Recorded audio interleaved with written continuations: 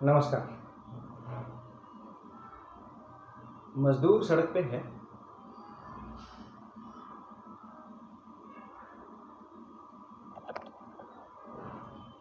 नमस्कार। मजदूर सड़क पे है और हम घरों में या अपने अपने ठिकानों पे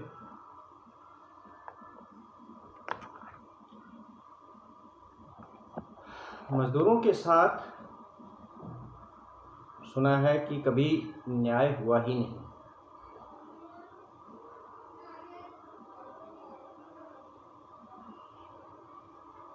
गुलामी के समय की तो बात क्या कहूँ, गुलामी तो जब गुलाम ही थी तो फिर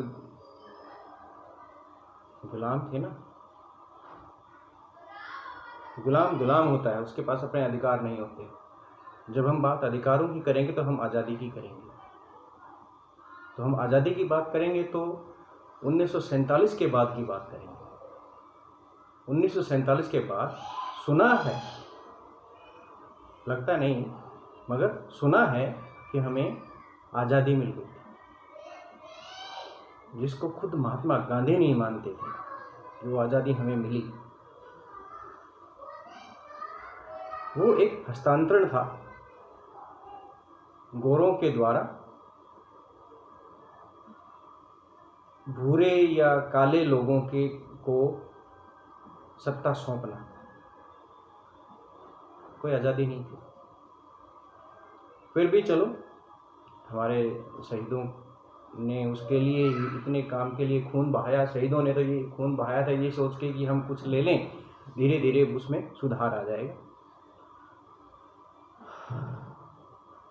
सुधार करने की कोशिशें की मगर सामंतवादी प्रथाएं, टूट फूट और मानसिकता एक जो भी मानसिकता होती है इंसान की, वो हमेशा यही रही कि बस हम हैं, I am supreme, I must be the top of the community. मुझे ही राजा बनना है या मेरे ही किसी बेटे को, मेरे पोते को, मेरे पोते के पोते को, मेरे खानदान को, उन्हीं को ही बस राजा बनना है। एक ये प्रथा कहो या ये कुछ प्रकृति की सोच कहो, ये चला आ रहा है, चलने में। प्रकृति ने बनाया है, हम क्या कर सकते हैं। प्रकृति ने कई करोड़ वर्षों के एवोल्यूशन के बाद इस सृष्टि को रचा है।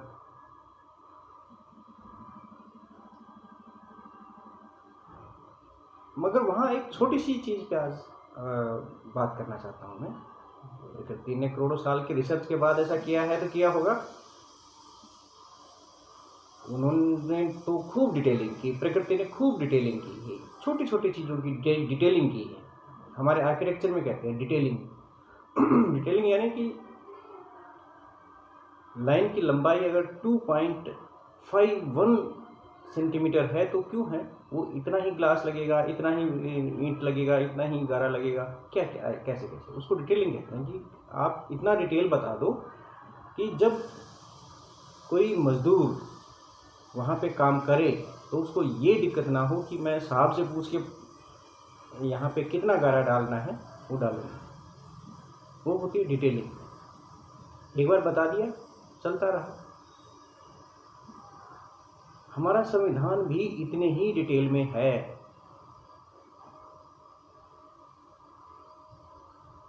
कंस्ट्रक्शन साइट पे एक संविधान होता है, यानी कि वर्किंग ड्राइंग होती है। एक सुपरवाइजर होता है, यानी कि सरकार होती है, और मजदूर दोनों जगह होता है, कंस्ट्रक्शन साइट पे भी और कंस्ट्रक्शन साइट पे। और मजदूर होगा कहाँ, फैक्ट्री में होगा या कंस्ट्रक्शन साइट पे होगा। उसको तो मजदूरी करनी है, कौन सा तुम उसके लिए कुर्सियां खाली छोड़ के बैठे हो, वो तो कब्जा करके बैठे हो। तो मेरा मतलब ये है कि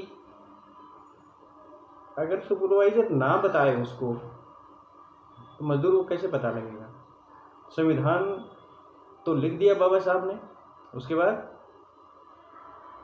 जब संविधान में लिखी हुई चीज़ों को आप आगे बताएंगे ही नहीं, आप देंगे नहीं, क्योंकि आपके हाथ में सत्ता है, आप अगर आगे देंगे नहीं या उनके ऊपर कब्जा कर लेंगे या उनको छीन लेंगे तो संविधान क्या करेगा? वो तो एक किताब है,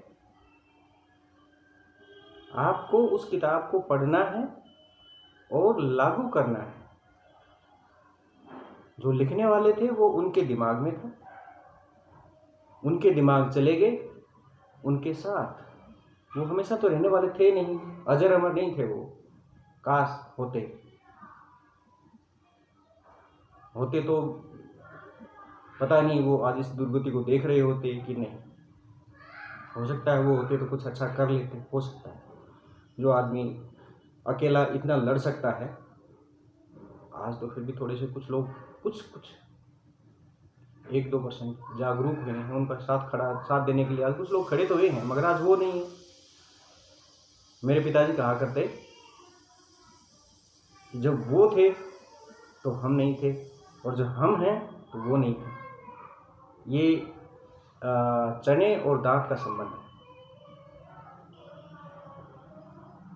आदमी जवान होता है तो चने उगाने की पूरी कोशिश करता रहता है, और वो उगाते उगाते उसकी उम्र हो जाती है, दांत टूट जाते हैं, और चने उगाते हैं, वो खलिहानों से चने निकाल भी लेता है, फिर उसके पास चने चबाने के लिए दांत नहीं होते।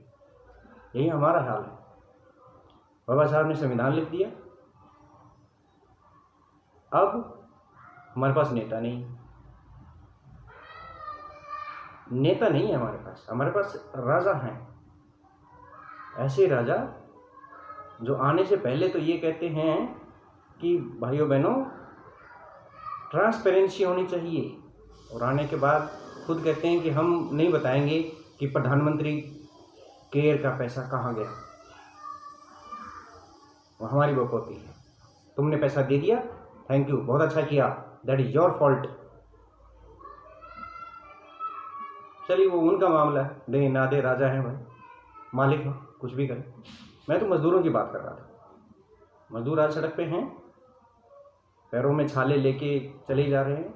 छोटे छोटे बच्चे देख के ऐसा रोने को मन करता है, जब फोटो में जब वीडियोस में देखते हैं तो ऐसा करता है कि मैं जोर जोर से रो उनको देख के। हम भी कुछ नहीं कर सकते, बाहर निकल नहीं सकते। तो मेरे सामने कोई ऐसा बच्चा चल रहा हो तो शायद मैं उसको गोद में उठा लूँ, मगर ये हमारी जिसको सरकार कहते हैं वो हंस रही है आज उनके ऊपर। रोज एक फरमान निकाला जाता है उन पे हंसने के लिए। चलिए, मजदूरों के साथ क्या हुआ? जब से देश आज़ाद हुआ तब से लेके आज तक कुछ ना कुछ ऐसा होता रहा जिसको हम अन्याय कह सकते हैं। बाबा साहब ने बहुत सारे कानून बनाए। जब भारत आज़ाद नहीं था तब भी बहुत सारे कानून बनाए अंग्रेजी सरकार के साथ में मिलकर। श्रमिक कानून थे, उनके स्वास्थ्य के लिए, उनके खाने पीने के लिए, उनके रहने के लिए वो कानून बने, इम्प्लीमेंट हुए, लागू हुए, और एज इट इज़ वो हमारे संविधान में भी डाल दिए गए जब हम आज़ाद हो गए तो। मगर ये जो पैसे वाले हैं इनसे सहन कहाँ होना था कि ये जो मैले कुचैले मजदूर हैं या गरीब हैं ये हमारे साथ कैसे बैठ सकते हैं। इनको आदत थी सामंत प्रथा की, जमींदारी प्रथा। मालिक हैं, मालिक रहेंगे। आपको याद होगा, पहले तो बता दो कि मजदूर शब्द सुनते ही आपके दिमाग में दो ही राज्यों का नाम आएगा, एक बिहार और दूसरा यूपी। टॉप में बिहार है, उसके बाद यूपी आता है। बड़े कमाल की बात है कि सबसे गरीब माना जाने वाला उड़ीसा है, कभी आपके दिमाग में नहीं आता। वो एक अलग ही तरह का राज्य है। तो साहब बिहार में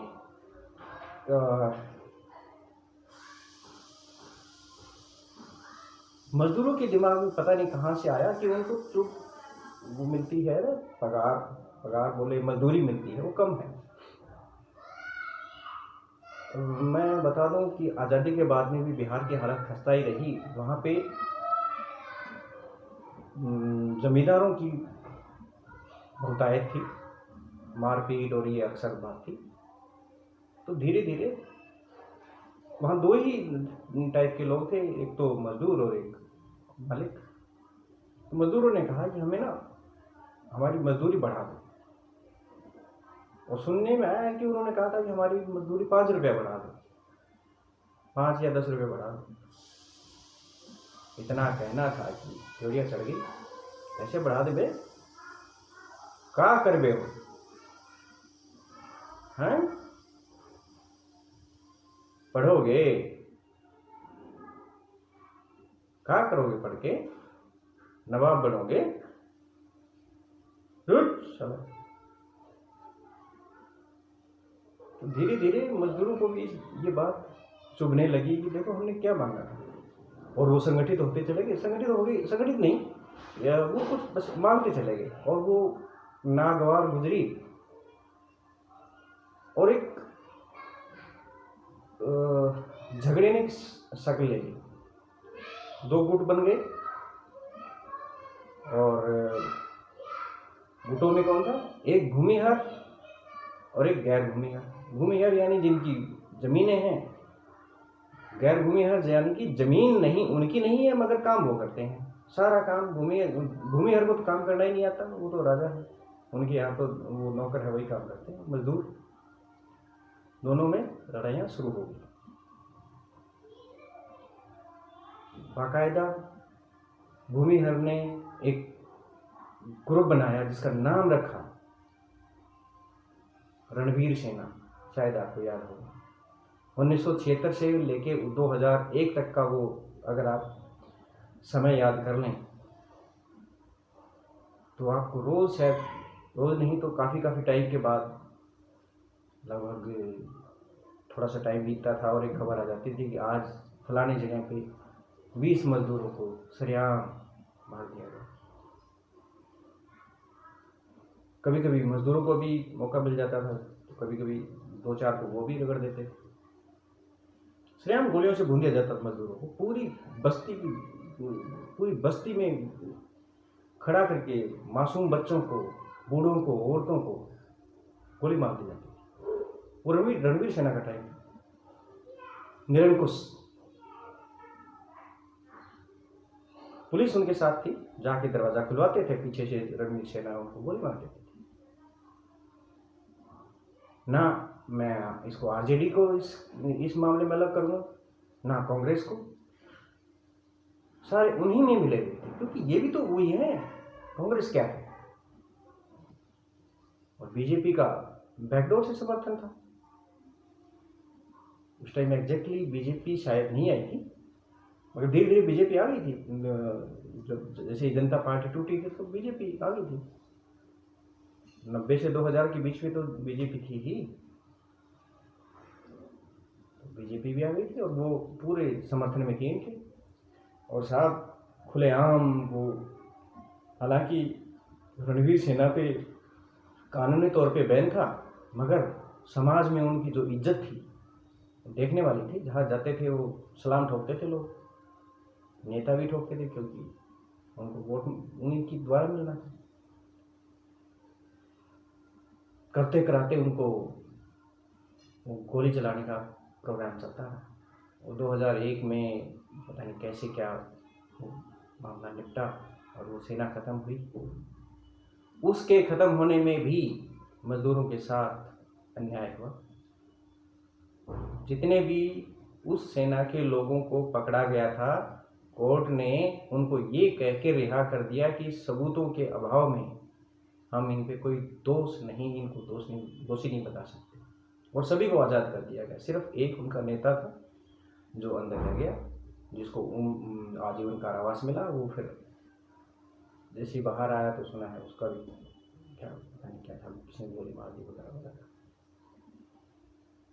वो एक अलग किस्सा है, मगर उनके समर्थक सारे रिहा हो गए और उन्होंने अलग ढंग से लड़ाई लड़ना शुरू की। अब इंडिविजुअल टारगेट थे और इंडिविजुअल्स को बिहार में दौड़ा दौड़ा के मारा, जो मजदूर मिले दौड़ा वो। मजदूरों का पलायन शुरू हो गया और वो सो कॉल्ड हरित क्रांति करने वाले प्रदेशों में चले गए। हरित क्रांति करने वाले 2 प्रदेश मैं आपको बताऊं, पंजाब और हरियाणा। हरित क्रांति हुई थी इन दोनों में। गुजरात जो कभी से ही सक्षम रहा है, अंग्रेजों की मेहरबानी खास करके गुजरात पे थी, वहाँ पे चले गए। महाराष्ट्र व्यावसायिक राजधानी है, फैक्ट्रियाँ थी, तो वहाँ पे चले गए।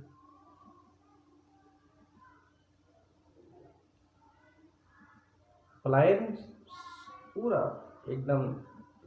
सुनने में आया है कि बिहार में गांव में अगर जब जाओ तो या तो औरतें मिलती थी या बूढ़े मिलते थे या बच्चे मिलते थे, कोई जवान देखने को नहीं मिलता था। कुछ ज़्यादा अच्छा तो महाराष्ट्र में भी नहीं रहा।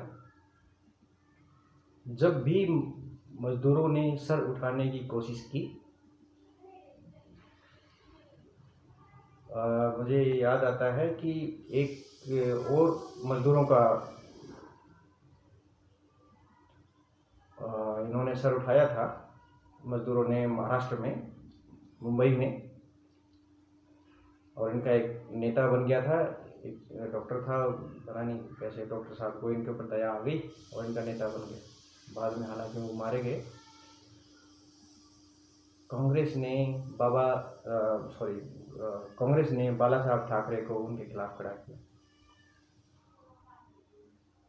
और उस ग्रुप का नाम था शिवसेना। हालांकि उन्होंने नाम बदला, काम करने का ढंग बदला और ये कह के बदला कि भाई यहाँ मराठा काम करेंगे, ये भैये और बिहारी भागो यहाँ से। वो भी याद है हमें, दौड़ा दौड़ा के मारा था सड़कों पे। कौन थे वो लोग? मजदूर थे। किसी बिहारी मिनिस्टर को मारा क्या? नहीं, वो तो उनके अपने प्रिय थे। तो ये कहने को था कि बिहारी और भैयों को मारा गया ना। बिहारी और भैये तो उनके मिनिस्टर भी थे, जो तुम्हारी ही सरकार में शामिल थे, उनको तो नहीं मारा। शिवसेना के सदस्य थे, उनको तो नहीं मारा। जॉर्ज फर्नांडिस का टाइम, जनता पार्टी के संस्थापकों में से थे, बाद में बीजेपी में भी रहे, हमारे रक्षा मंत्री रहे। उन्होंने आंदोलन चलाए थे मजदूरों की, बहुत सफल रहे थे आंदोलन की, मगर ढाक के 2.5 फान। और फिर से वो समय लौट आया है। कोरोना की आड़ में मजदूरों को बता दिया उनकी औकात क्या है। जितने उनके अधिकार हैं, जो बाबा साहब ने उनको अधिकार दिए थे, सारे अधिकारों को निरस्त कर दिया गया। यानी कि अंग्रेजों से लड़के ये करवाया गया था कि 12 घंटे से ड्यूटी 8 घंटे की की जाएगी। आदमी 12 घंटे काम नहीं कर सकता लगातार, तो 8 घंटे किया गया है। अब वापस कर दिया गया है कि आप 8 घंटे काम करेंगे, 12 घंटे काम करेंगे। आप कोई कैंटीन नहीं है आपके लिए, कोई रहन सहन नहीं है आपके लिए, आप कोई सवाल नहीं कर सकते, आप कोई सवाल नहीं पूछ सकते, हम जब मर्जी आपको निकाल सकते। यानी जितने भी अधिकार थे सब खत्म। Thank you. काम करना करो, नहीं करना मत करो। हम जितना चाहेंगे उतना करवाएंगे, जैसे चाहेंगे वो करवाएंगे। राम राज्य आ गया।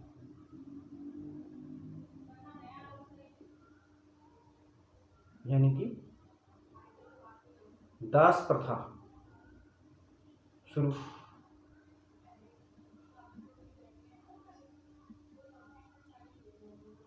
ये था मास्टर स्ट्रोक। इसी के लिए इन मजदूरों ने ये नारा दिया था कि नून रोटी खाएंगे, मोदी को जिताएंगे। मतलब मैंने सुना था कि मोदी जी जो कहते हैं वो नहीं करते, और जो करते हैं वो समझ ही नहीं आता, और जब समझ आता है तब तक बहुत देर हो चुकी होती है। तो यही कहा था शायद। भाइयों बहनों, भारत में कोई गरीब नहीं रहेगा। एक कांग्रेस थी, उसने नारा दिया था हम गरीबी को हटाएंगे, तो उन्होंने गरीबों को हटाया। मोदी जी ने एक उनका वो भाषण याद है मुझे, कहा था कि सबको अधिकार बराबर मिलने चाहिए। चप्पल वाले भी हवाई जहाज में बैठेंगे, तो सिद्ध कर दिया। वाह मोदी जी, सैल्यूट है आपको, आपने सिद्ध कर दिया। चप्पल वाले बिल्कुल बैठेंगे हवाई जहाजों में, क्योंकि आपने चप्पल वालों को छोड़ा ही नहीं, चप्पल वाले बचे ही नहीं। तो आपके हिसाब से तो जो बचे वो हवाई जहाजों में बैठ सकते हैं, और वो चप्पल वाले नहीं हैं कम से कम। यानी कि जिन्होंने चप्पल नहीं पहना है वो, अब उनके चप्पल आपने उतरवा दी सड़कों पे, बेचारों की घिस के बोतलें पैरों के नीचे बांध बांध के सफर कर रहे थे वो लोग। मजदूरों का हनन है, और कब तक चलेगा, कब तक इनका दमन रहेगा, ऊपर वाला जाने। बाकी हम भी यूं ही आपके सामने ये मजदूरों के अधिकारों पे या किसी के अधिकारों पे बोलते रहेंगे। बस इतना लास्ट में बोल दूं कि बाबा साहब ने सभी के लिए काम किया था, मगर किसी को समझ नहीं आया। बस वो मजदूरों को भी समझ नहीं आ रहा उस टाइम कि उन्होंने इतना कुछ किया था। अगर वो उनके साथ में भी रहते तो शायद इससे अच्छी स्थिति में आ सकते थे। महिलाओं के लिए भी काम किया, महिलाओं को भी समझ नहीं आया। बस समझ आया चमारों को, उन्होंने उसका फायदा भी उठाया, थोड़े से सक्षम भी हुए। अब सभी भाइयों से मेरा निवेदन है कि उनको समझो, उनको पढ़ो। एक एक चीज उन्होंने देश हित में कही, कभी भी किसी कास्ट धर्म को नीची या ऊंची नजर से नहीं देखा। आप मानव हैं और मानवता के नजरिए से देखिए। हिंदू मुस्लिम ठीक है, सब अपने अपने के लिए आप मनाओ, किसने रोका है? अगर उससे पहले आप मानव हैं, प्रकृति ने तो आपको मानव ही बनाया था। जय भीम साथियों।